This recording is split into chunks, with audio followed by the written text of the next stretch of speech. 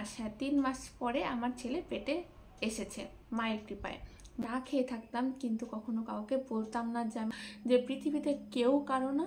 কথাটা সত্যি, পৃথিবীতে কেউই কারো না, একমাত্র ভগবান আমার, এটা বলতে পারি। আমি মাকে কোনো দিনও ভুলবো না, কখনোই ভুলতে পারবো না। গুড মর্নিং সকল বন্ধুদেরকে জানিয়ে আরেকটা ভিডিও নিয়ে চলে আসলাম অঞ্জলি লাইফস্টাইল ব্লগে। সবাইকে অনেক অনেক স্বাগত জানিয়ে ভিডিওটা শুরু করছি। আশা করছি আপনারা সবাই সুস্থ এবং ভালো আছেন। তো মায়ের কৃপায় আমিও সুস্থ এবং ভালো আছি। তো আজকে আমি বাড়ির কাজ বাজ তোমাদের সঙ্গে শেয়ার করব না। আজকে আমি শেয়ার করব আমার জীবনের কিছু কাহিনী। আমি কোন পজিশন থেকে কোন পজিশনে পৌঁছালাম এবং কার জন্য কিভাবে, পুরোটাই আজকে তোমাদের সঙ্গে শেয়ার করব। যেমনি আমরা জানি যে কৃষ্ণ কালিমা যতটা বিখ্যাত, জগৎ বিখ্যাত হয়ে গেছে আজ কিছুদিনের মধ্যে, সেরকম কিন্তু আমাদের যে ভগবান, যে কোনো ভগবানকে যদি তুমি ভক্তি শ্রদ্ধা সহকারে পুজো করো, তাহলে কিন্তু ভগবান অবশ্যই সাড়া দেন, অবশ্যই শোনেন। তো চলুন আজকে আমি তোমাদের সঙ্গে পুরোটাই শেয়ার করছি যে কিভাবে কি করে আজকে আমি কোন পজিশন থেকে কোন পজিশনে এসেছি। আমি তোমাদের সঙ্গে পুরোটাই শেয়ার করার চেষ্টা করছি। তো চলো ওই ঘরে যাই, গিয়ে বসে বসে তোমাদের সঙ্গে কথা বলি। আরেকবার সবাইকে নমস্কার জানিয়ে ভিডিওটি শুরু করছি। আমার যদি কোথাও ভুল ত্রুটি হয়ে থাকে আমাকে প্লিজ ক্ষমা করে দিবেন সবাই। তো আজ থেকে 8 বছর আগের কথা আমি তোমাদের সঙ্গে শেয়ার করছি। আমি তোমাদের তুমি করে বলছি, কেন আমি আপনি করে বেশি কথা বলতে পারি না, কেমন যেন লাগে একটা। সেই জন্য আমি সবসময় দেখবে আমার ভিডিওতে বেশিরভাগ আমি আপনি বলতে চাইলেও আমার তুমি চলে আসে। তো যাই হোক, আজ হচ্ছে শুক্রবার, এপ্রিলের 4 তারিখ। আজ শুক্রবার এপ্রিলের 4 তারিখ আমি ভিডিওটি শ্যুট করছি, তোমাদের সঙ্গে কিছু আমার জীবনের কাহিনী শেয়ার করছি। আজ থেকে 8 বছর আগে আমি এক পুজো করেছিলাম মা ভৈবলক্ষ্মী, যাকে ধনলক্ষ্মী বলা হয়। মা ভৈবলক্ষ্মী পুজো করে আমি আমার সন্তানকে পেয়েছি। আমি অনেক ডাক্তার দেখিয়েছিলাম, দেখানোর পরে মানে যে যেরকম বলতো, কবিরাজ, তারপরে ডাক্তার, এ বলতো ওই ডাক্তার দেখা ভালো, কেউ বলতো ওই ডাক্তার দেখা ভালো, মানে আমার বাচ্চা আসছিল না। তো যাই হোক, একজন আমাকে বলেছিল যে তুমি একবার মা ভৈবলক্ষ্মীর পুজো করো, যাকে ধনলক্ষ্মী বলা হয়। লক্ষ্মী ঠাকুরের কিন্তু 7টি রূপ, 7টি রূপের মধ্যে একটি হচ্ছে মা ভৈবলক্ষ্মী, যাকে ধনলক্ষ্মী বলা হয়।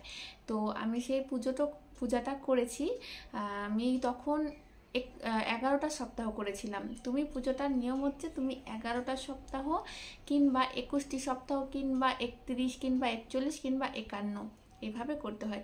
তো আমি 11টি সপ্তাহ প্রত্যেক শুক্রবার উপাস থেকে সন্ধেবেলায় মা ভৈবলক্ষ্মীর পুজো করতাম। তো পুজো করার পরে আমার যখন পুজো 3 মাস, হ্যাঁ 3 মাস পরে আমার ছেলে পেটে এসেছে মায়ের কৃপায়, মা ভৈবলক্ষ্মীর মায়ের কৃপায়।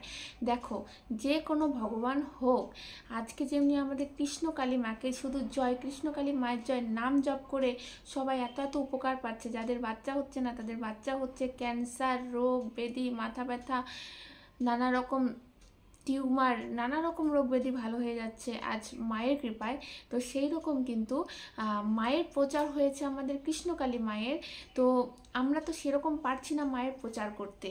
আজ আমাদের মা ভৈবলক্ষ্মী, আমার ভৈবলক্ষ্মী মায়ের একটা বই রয়েছে, পাঁচালি রয়েছে, তাতে রয়েছে তুমি মায়ের যত নাম প্রচার করতে পারবে তত তোমার মঙ্গল হবে।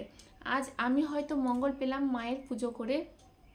আমি যদি কাউকে বলি যে জানিস আজকে আমি মায়ের পুজো করে এই উপকার পেয়েছি, তুইও কর, তোরও হবে। ভক্তি দিয়ে মাকে ডাক, দেখবি তোরও হবে। তাহলে কি হবে, মায়ের প্রচার হবে, প্লাস যে বললো তারও উপকার হবে।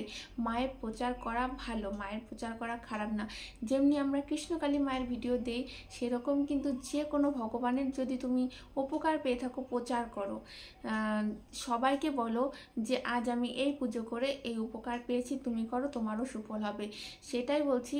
তারপরে আমার ছেলে কিন্তু পেটে হলো। আমার ছেলে হবার পর আমি মানসিক করে রেখেছিলাম যদি আমার বাচ্চা কাচ্চা আসে তাহলে আমি আবার মায়ের পুজো করব 21টি সপ্তাহ।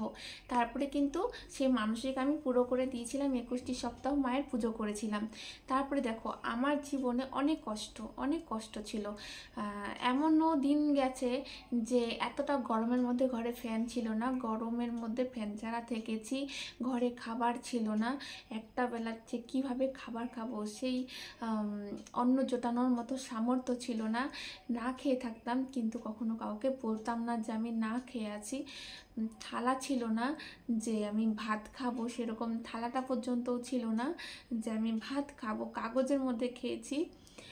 আমাকে কেউ সাহায্য করেনি, আমার শ্বশুর বাড়ি থেকেও আমার বাবার বাড়ি থেকেও কেউ সাহায্য করেনি। বলে না যে পৃথিবীতে কেউ কারো না, কথাটা সত্যি, পৃথিবীতে কেউই কারো না, একমাত্র ভগবান আমার, এটা বলতে পারি। আজ আমি ভগবানকে ডেকে আমি যা কিছু পেয়েছি, আজকে আমি মায়ের পুজো করে আজকে আমি যা কিছু পেয়েছি, আমি মাকে কোনো দিনও ভুলবো না, কখনোই ভুলতে পারবো না। আজকে আমার পুজো করার পরে আমি সন্তান পেয়েছি, আজ মায়ের পুজো করার পরে সন্তান পেয়েছি, জমি কিনতে পেরেছি, বাড়ি করতে পেরেছি, দুবেলা দুমুঠো খেতে পারছি, আর কি চাই বলো? সেই জন্য আমি বলছি যে পৃথিবীতে না আজকে যদি আমি না খেয়ে থাকি, কাউকে বলি আজকে আমার ঘরে চাল নেই, কি খাবো, অন্ন নেই, অন্ন জোটার মতন টাকা নেই, তারা জানো কি করবে? হাসি মজা করাবে। মায়ের কাছে তুমি মাকে বলো, মাকে বলো, মাকে ভক্তি শ্রদ্ধা করে ডাকো, দেখবে মা তোমাকে সব দেবে, যেরকমটা আমি পেয়েছি। তাই আজকে আমি তোমাদের সঙ্গে শেয়ার করছি আমার জীবনের কিছু কথা। সেটাই বলছি যে আজ আমি পুজো করে ছেলে পেয়েছি, আমার ছেলে মেয়ে ভগবানের কৃপাতে আছে, ছেলে মেয়ে হয়েছে, জমি কিনে বাড়ি করেছি, তোমাদের আমি হোম ট্যুর ভিডিও দিয়েছি, যারা যারা দেখোনি তারা তারা দেখে নিও আমার এই হোম ট্যুর ভিডিও। আমার জীবনে কষ্টের কথা যদি বলি তাহলে আমার চোখ দিয়ে ঝরঝর করে জল পড়বে। না খেয়ে কত দিন গেছে, কাউকে কখনোই বলিনি যে আমি খাইনি, কাউকে বলিনি। মাকে পুজো করে আমি সত্যি আজ সার্থক, আজকে আমার জীবন সফল হয়েছে, ধন্য হয়েছে।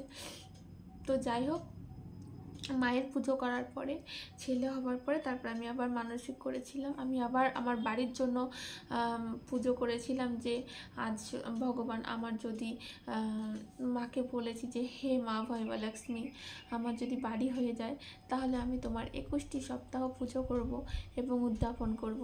তো আমি এই বাড়িতে এসেছি, হয়ে গেল 2 বছর। আসার পরে মানুষ বলে না যে আমরা স্বার্থপর, পেয়ে গেলে ভুলে যাই, সত্যি তো, ভগবান স্বার্থপর না, স্বার্থপর মানুষ, স্বার্থপর আমি।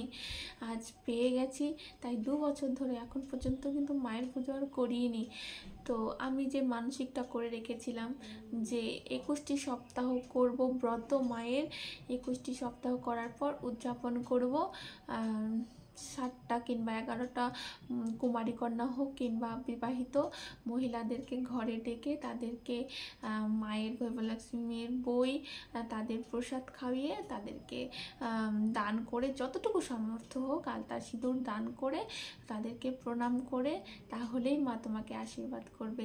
আমি তোমাদের সঙ্গে শেয়ার করব আজকে শুক্রবার, আজকে থেকে আমি মায়ের ব্রত আবার শুরু করলাম, যেটা আমি মানসিক করে রেখেছিলাম যে আমার যদি বাড়িঘর হয়ে যায় তাহলে আমি আবার মায়ের পুজো করব, 21টি সপ্তাহ ব্রত করব এবং উদযাপন করব।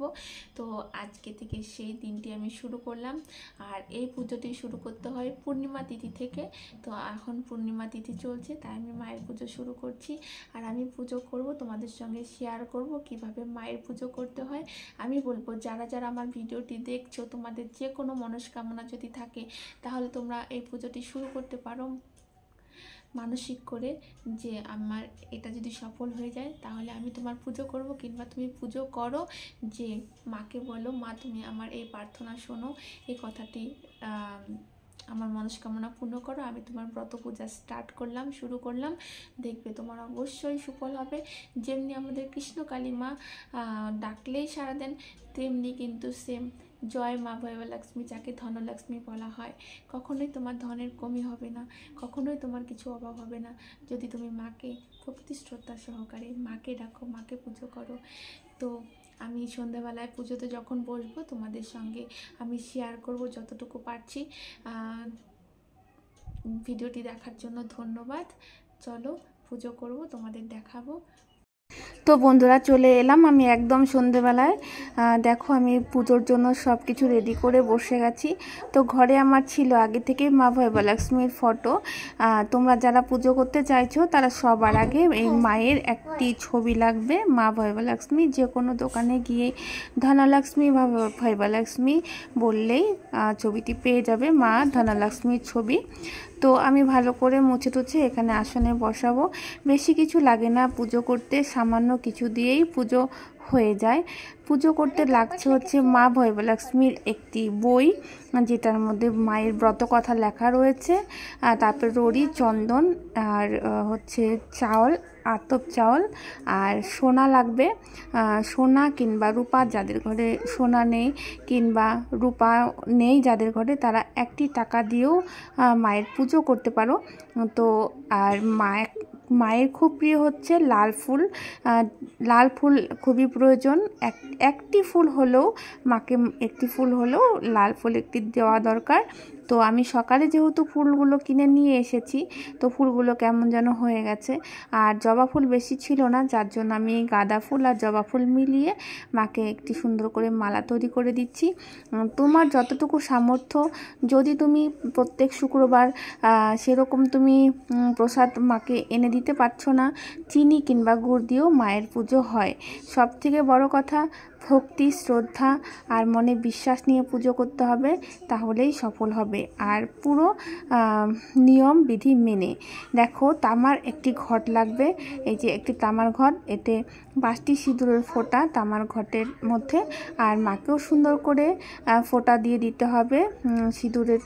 আর তারপর হচ্ছে 1 মুঠ চাল নিয়ে মাকে ওইভাবে চালটি আসনের মধ্যে রেখে তার উপর ঘটে 1 ঘটি জল দিয়ে বসিয়ে দেবে। তারপর সোনাটা একটি পাত্রে, বাটির মধ্যে ওই জল ভর্তি জলের ওপরে বাটির মধ্যে সোনার গয়নাটা দিয়ে তাতে হচ্ছে সিঁদুর, তারপর চন্দন দিয়ে পুজো করতে হবে সোনার গয়নাটাকে। তারপর মাকে পুজো করতে হবে।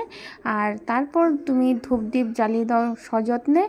আর তারপর যে মায়ের যে বই রয়েছে, মায়ের যে ব্রতকথার বই রয়েছে, সেই ব্রতকথা বইয়ে যতগুলো মায়ের ছবি রয়েছে সেখানে সেগুলো লেখা রয়েছে 8টি মায়ের রূপ, মা লক্ষ্মীর 8টি রূপ, সব রূপ সেখানে রয়েছে। প্লাস ওখানে স্ত্রীযন্ত্রের ছবিও দেওয়া রয়েছে। স্ত্রীযন্ত্রের ছবিকেও হচ্ছে সিঁদুর, তারপর তোমার চন্দন দিয়ে পুজো করে ভক্তি করে ওখানে মায়ের মন্ত্র লেখা রয়েছে। সব ছবির নিচে মায়ের মন্ত্রগুলো লেখা রয়েছে, সেই মন্ত্রগুলো পাঠ করতে হবে। প্লাস স্তবস্তন্তি পাঠ করতে হবে মায়ের। স্তবস্তন্তি পাঠের পর হচ্ছে পুজো কমপ্লিট হয়ে যাবে তোমার। আরতি করে নিবে। আরতির পর তুমি যদি প্রত্যেক দিন চাও, প্রত্যেক দিন তুমি মায়ের বইটি পাঠ করতে পারো বসে। মায়ের বইটি পাঠ করতে মোটামুটি 1-1.5 ঘন্টার মতন সময় লাগে। ওইখানে কিভাবে কি হয় সব বিধি বিধান, এমন কি সুফল হয় সব দেওয়া রয়েছে। বসে যদি পাঠ করতে পারো, বসে পাঠ করবে প্রত্যেক শুক্রবার। সারাদিন উপবাস থাকার পরে মায়ের পুজো করবে।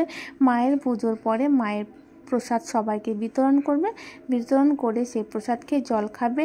তারপর তুমি কিছু খাবার খেয়ে নিতে পারো একবার পুজো করার পরে। সেটা হচ্ছে নিরামিষ খাবার খাবে, ভাত কিংবা সবজি খাওয়া যাবে না। এ হচ্ছে মায়ের ভিডিও দিলাম। কেমন লাগলো অবশ্যই কমেন্টে জানাবে।